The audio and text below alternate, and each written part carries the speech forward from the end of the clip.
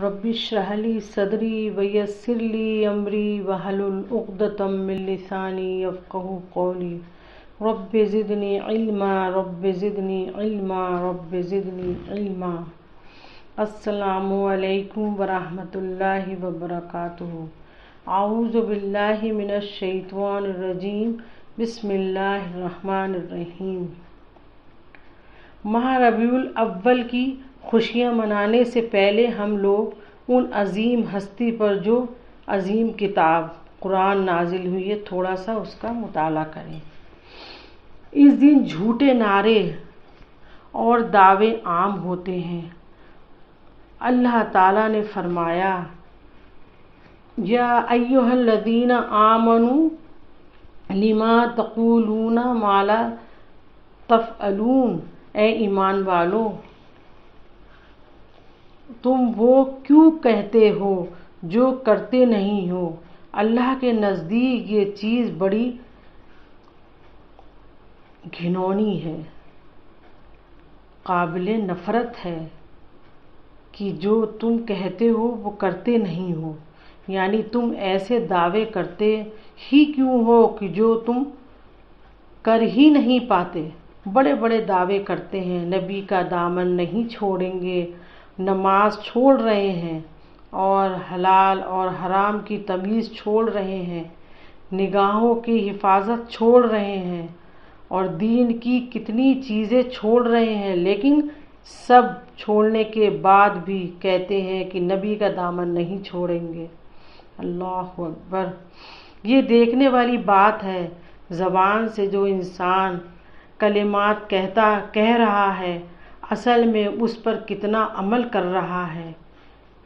क्या आदमी के दिल में ये ख्याल नहीं गुज़रता कि जो मैं अपनी ज़बान से जो कह रहा हूँ तो मुझे अल्लाह भी देख रहा है। इस दिन हम देखते हैं कि फजूल खर्ची बहुत होती है।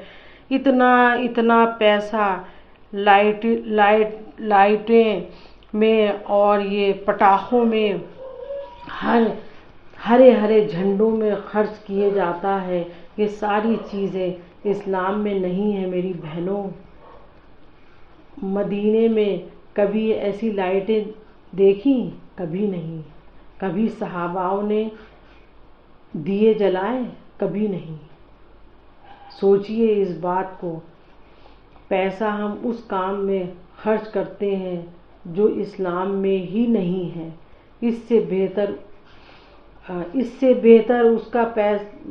उतना पैसा हम जमा करके गरीब बच्चों को दें जिनके पास खाने को नहीं है, और जो बच्चियाँ गरीब हैं उनके निकाह करवाएं। उनको पैसा दें जिनके पास ना महर के पैसे हैं और ना ही काम काज है। सोचिए, अगर इस फजूल खर्ची में पैसा ना ज़ाया करें और एक नेक काम में शरीक हों तो कितना बड़ा काम हो जाएगा। हमारा अल्लाह सुब्हानहू व तआला हमसे कह रहा है फजूल खर्ची मत कर।